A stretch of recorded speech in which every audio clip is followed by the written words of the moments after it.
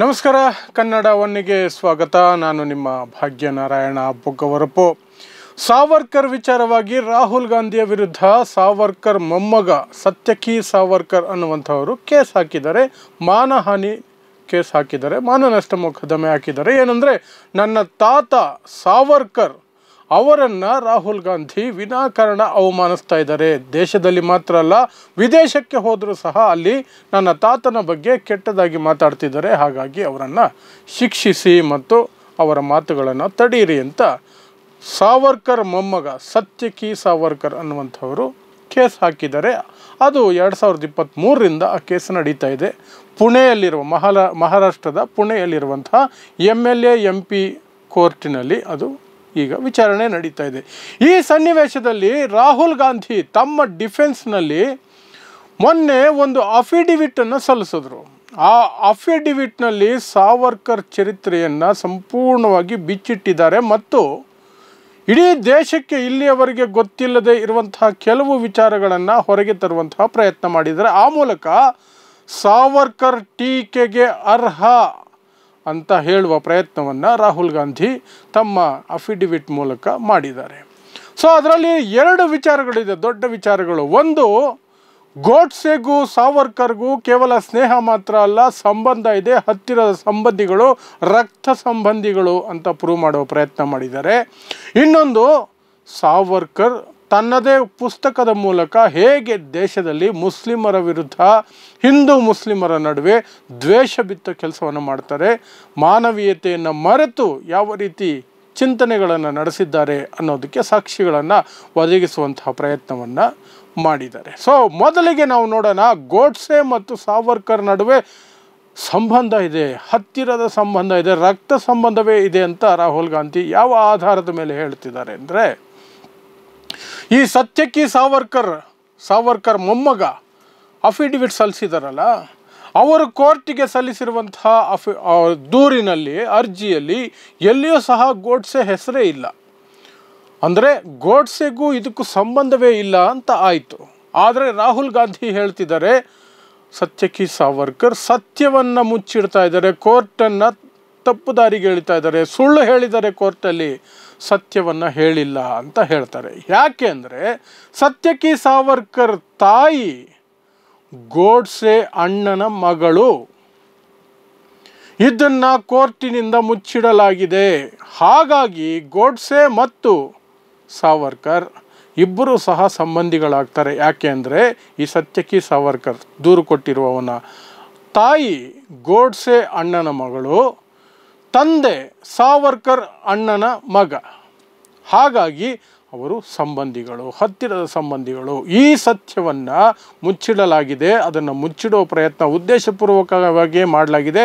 ಹಾಗಾಗಿ ಸತ್ಯಕಿ ಸಾವರ್ಕರ್ ದೂರು ಕೊಟ್ಟಿರುವ ವ್ಯಕ್ತಿ ವಂಶವೃಕ್ಷ ಕೊಡಿ ಎಂದಾಗ ತಂದೆಯದ್ದು ಮಾತ್ರ ಕೊಟ್ಟಿದ್ದಾರೆ, ಸಾವರ್ಕರ್ ಕುಟುಂಬದ್ದು ಮಾತ್ರ ವಂಶವೃಕ್ಷವನ್ನು ಕೊಟ್ಟಿದ್ದಾರೆ, ತಾಯಿ ವಂಶವೃಕ್ಷವನ್ನು ಕೊಟ್ಟಿಲ್ಲ. ಯಾಕೆಂದರೆ ತಾಯಿ ಗೋಡ್ಸೆ ವಂಶಕ್ಕೆ ಸಂಬಂಧಪಟ್ಟವರು, ಗೋಡ್ಸೆಯ ಮಗಳಾಗಬೇಕು, ಅಣ್ಣನ ಮಗಳು ಅನ್ನುವಂಥದ್ದು ರಾಹುಲ್ ಗಾಂಧಿ ಇಟ್ಟಿರುವಂತಹ ಒಂದು ದೊಡ್ಡ ವಿಚಾರ ಕೋರ್ಟಿನಲ್ಲಿ. ಇನ್ನೊಂದು ದೊಡ್ಡ ವಿಚಾರ ಅಂದರೆ, ಸಾವರ್ಕರನ್ನು ಟೀಕೆ ಮಾಡ್ತೀನಿ ನಾನು ಅಂದರೆ ಸಾವರ್ಕರ್ ಮನಸ್ಥಿತಿನೇ ಆ ರೀತಿಯಂಥದ್ದು. ಅವರು ಈ ದೇಶದ ಸಂವಿಧಾನವನ್ನು ಒಪ್ಪಲಿಲ್ಲ, ಈ ದೇಶದಲ್ಲಿರುವ ಭಾವೈಕ್ಯತೆಯನ್ನು ಒಪ್ಪಲ್ಲ, ಸದಾ ಮುಸ್ಲಿಮರ ವಿರುದ್ಧ ದೇಶದಲ್ಲಿ ಒಡಕು ಮೂಡಿಸುವ, ದ್ವೇಷ ಮೂಡಿಸುವಂತಹ ಪ್ರಯತ್ನನೇ ಮಾಡಿರೋದು. ಅದಕ್ಕೂ ಸಹ ನಾನು ಸಾಕ್ಷಿಗಳನ್ನು ಕೊಡ್ತೀನಿ ಅಂತ ಒಂದು ಪುಸ್ತಕವನ್ನು ಉಲ್ಲೇಖಿಸಿ, ಸಾವರ್ಕರ್ ಬರೆದಿರುವಂತಹ ಪುಸ್ತಕವನ್ನು ಉಲ್ಲೇಖಿಸಿ ಒಂದಷ್ಟು ವಿಚಾರಗಳನ್ನು ಅಫಿಡವಿಟ್ ಹಾಕಿದ್ದಾರೆ. ಹಾಗಾದರೆ ಯಾವುದದು ಪುಸ್ತಕ ಅಂದರೆ, 1963ರಲ್ಲಿ ಪ್ರಕಟ ಆದ ಭಾರತೀಯ ಇತಿಹಾಸಕ್ಕೆ ಛಹ್ ಗೌರವಯುತ್ ಯುಗ್ ಅನ್ನುವಂಥದ್ದು, ಮರಾಠಿಯಿಂದ ಹಿಂದಿಗೆ ಬಂದಿರುವಂಥದ್ದು. ಆ ಕೃತಿಯಲ್ಲಿ ಏನೇನಿದೆ ಅಂತ ರಾಹುಲ್ ಗಾಂಧಿ ಹೇಳಿರೋದ್ರಲ್ಲಿ ಮುಖ್ಯ ಅಂಶಗಳನ್ನು ನಿಮ್ಮ ಮುಂದೆ ಹೇಳ್ತೀನಿ, ನಿಮಗೆ ಅರ್ಥ ಆಗುತ್ತೆ ಸಾವರ್ಕರ್ ಎಂಥ ಮುಸ್ಲಿಂ ದ್ವೇಷಿ ಅನ್ನೋದು ನಿಮಗೆ ಅರ್ಥ ಆಗುತ್ತೆ. ಆ ಮೂಲಕ ಈ ದೇಶದ ಸಂವಿಧಾನ ಏನಿದೆ, ಜಾತ್ಯತೀತ ತತ್ವಗಳ ಮೇಲೆ ಇರುವಂತಹ ಸಂವಿಧಾನ, ಅದಕ್ಕೆ ವಿರುದ್ಧವಾಗಿ ನಡೆದುಕೊಂಡಂತಹ ವ್ಯಕ್ತಿ, ದ್ವೇಷವನ್ನು ಬಿತ್ತಿದ ವ್ಯಕ್ತಿ ಅಂತ ನಿಮಗೂ ಸಹ ಅರ್ಥ ಆಗುತ್ತೆ. ಏನೇನಿದೆ ಅದರಲ್ಲಿ ಅಂದರೆ, ಮುಖ್ಯವಾಗಿ ಕೆಲವು ಅಂಶಗಳನ್ನು ಮಾತ್ರ ಹೇಳ್ತೀನಿ. ಮುಸ್ಲಿಮರು, ಕ್ರೈಸ್ತರು ಹಿಂದೂ ಧರ್ಮವನ್ನು ನಾಶ ಮಾಡಲು ಪಣ ತೊಟ್ಟಿದ್ದಾರೆ. ಅಂತ ಆ ಪುಸ್ತಕದಲ್ಲಿದೆ ಅಂತ ರಾಹುಲ್ ಗಾಂಧಿ ಅಫಿಡವಿಟಲ್ಲಿ ಆರೋಪ ಮಾಡಿದ್ದಾರೆ. ಆ ಪುಸ್ತಕದಲ್ಲಿ ಇದೆ ಅದು. ಅತ್ಯಾಚಾರವನ್ನು ರಾಜಕೀಯ ಅಸ್ತ್ರವಾಗಿ ಬಳಸಬೇಕು ಹಿಂದೂಗಳು ಅಂತ ಹೇಳಿರುವಂತಹ ಅಂಶ ಇದೆ. ಆ ಮೂಲಕ ಮುಸ್ಲಿಂ ಮಹಿಳೆಯರ ಮೇಲೆ ರೇಪ್ ಮಾಡೋದಕ್ಕೆ ಪ್ರಚೋದನೆ ಕೊಟ್ಟಂತಹದ್ದು ಸಹ ಸಾವರ್ಕರ್ ಮಾಡಿದ ಹಾಗೆ ಆಗತ್ತೆ. ಇದು ಉತ್ತುಂಗ, ಇದು ದ್ವೇಷದ ಉತ್ತುಂಗ. ಧರ್ಮದ ಆಧಾರದ ಮೇಲೆ ಒಂದು ಧರ್ಮದವರನ್ನು ದ್ವೇಷಿಸೋದಕ್ಕೆ ಉತ್ತುಂಗ ಇದು. ಆ ಧರ್ಮದ ಮಹಿಳೆಯರನ್ನು ರೇಪ್ ಮಾಡಿ ಅದನ್ನು ರಾಜಕೀಯ ಅಸ್ತ್ರವಾಗಿ ಬಳಸ್ಕೊಳ್ಳಿ ಅನ್ನುವಂಥದ್ದು. ಅಷ್ಟಕ್ಕೆ ಮಾತ್ರ ನಿಲ್ಲೋದಿಲ್ಲ. ಮುಸ್ಲಿಂ ಮಹಿಳೆಯರು ಸುಂದರವಾಗಿದ್ದರೆ, ಯುವತಿಯರಾಗಿದ್ದರೆ ಅವರನ್ನು ಹಿಡಿದು ಮತಾಂತರ ಮಾಡಿ ಮರಾಠ ಯೋಧರಿಗೆ ಅವರನ್ನು ಬಹುಮಾನವಾಗಿ ನೀಡಬೇಕು. ಯುವ ಮತ್ತು ಸುಂದರ ಮುಸ್ಲಿಂ ಮಹಿಳೆಯರನ್ನು ಹಿಡಿದು ಮತಾಂತರ ಮಾಡಿ ಮರಾಠ ಯೋಧರಿಗೆ ಬಹುಮಾನವಾಗಿ ನೀಡಬೇಕು ಅನ್ನುವಂಥ ಅಂಶವೂ ಸಹ ಇದೆ ಅಂತ ರಾಹುಲ್ ಗಾಂಧಿ ತಮ್ಮ ಅಫಿಡವಿಟ್ನಲ್ಲಿ ಹೇಳ್ತಾರೆ. ಅದರ ಜೊತೆಗೆ ಅದಕ್ಕೆ ಏನು ಸಮಜಾಯಿಷಿ ಕೊಡ್ತಾರೆ ಅಂದರೆ, ಮುಸ್ಲಿಂ ಮಹಿಳೆಯರು ಹಿಂದೂ ಮಹಿಳೆಯರ ಮೇಲೆ ಅವರ ಗಂಡಂದರು ಅಥವಾ ಅವರ ಮನೆಯ ಗಂಡಸರು ಅತ್ಯಾಚಾರ ಮಾಡೋದನ್ನು ಸಮರ್ಥಿಸ್ತಾರೆ, ಹಾಗಾಗಿ ನಾವು ಇದನ್ನು ಮಾಡಬೇಕು ಅಂತ ಸಾವರ್ಕರ್ ಹೇಳ್ತಾರೆ ಅಂತ ರಾಹುಲ್ ಗಾಂಧಿ ಹೇಳಿದ್ದಾರೆ. ಅದಾದ ನಂತರ ಸೇನೆ ಮತ್ತು ಪೊಲೀಸ್ನಲ್ಲಿ ಮುಸ್ಲಿಮರು ಇರೋದು ದೇಶದ್ರೋಹ, ಅವರಿಗೆ ಸೇನೆ ಮತ್ತು ಪೊಲೀಸ್ನಲ್ಲಿ ಅವಕಾಶ ಕೊಡಬಾರದು, ಮುಸ್ಲಿಮರಿಗೆ ಅವಕಾಶವನ್ನೇ ಕೊಡಬಾರ್ದು ಅಂತ ಸಾವರ್ಕರ್ ಈ 1963 ಪುಸ್ತಕ ಭಾರತೀಯ ಇತಿಹಾಸಕ್ಕೆ ಛಹ್ ಗೌರವಯುತ್ ಯುಗ್ ಅನ್ನುವಂತಹ ಪುಸ್ತಕದಲ್ಲಿದೆ. ಅದರ ಜೊತೆಗೇನೆ ಭಾರತದ ಸೇನೆ, ಪೊಲೀಸು ಮತ್ತು ಸಾರ್ವಜನಿಕ ಸೇವೆಯೂ ಸಹ ಇರುವಂತಹ ಮುಸ್ಲಿಮರನ್ನು ಕೆಲಸದಿಂದ ತೆಗಿಬೇಕು, ಅವರನ್ನು ಅಟ್ಲೀಸ್ಟ್ ಕಡಿಮೆ ಮಾಡಬೇಕು, ಅವರಿಗೆ ಕೆಲಸ ಕೊಡಬಾರ್ದು.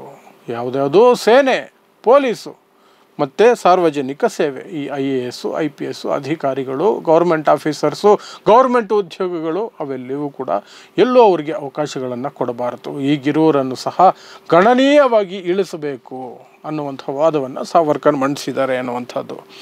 ಮತ್ತು ಶಸ್ತ್ರಾಸ್ತ್ರಗಳನ್ನು ತಯಾರಿಸುವ ಕಂಪನಿಗಳಿಗೆ ಓನರ್ಗಳಾಗಿ ಮುಸ್ಲಿಮರನ್ನು ಯಾವತ್ತೂ ಲೈಸೆನ್ಸ್ ಪಡ್ಕೊಳ್ಳೋದಕ್ಕೆ ಅವಕಾಶ ಕೊಡಬಾರ್ದು, ಮುಸ್ಲಿಮರಿಗೆ ವೆಪನ್ಸ್ ಮ್ಯಾನುಫ್ಯಾಕ್ಚರಿಂಗ್ ಲೈಸೆನ್ಸ್ ಕೊಡಬಾರ್ದು. ಪ್ಲಸ್ ಆ ರೀತಿಯ ಕಂಪನಿಗಳು ಯಾವುದ್ಯಾವುದಿದೆಯೋ, ವೆಪನ್ಸ್ ತಯಾರಿಸುವಂತಹ ಕಂಪನಿ, ಶಸ್ತ್ರಾಸ್ತ್ರಗಳನ್ನು ತಯಾರಿಸುವ ಕಂಪನಿಗಳು, ಅಲ್ಲಿ ಮುಸ್ಲಿಮರಿಗೆ ನೌಕರಿಯನ್ನು ಸಹ ಕೊಡಬಾರದು.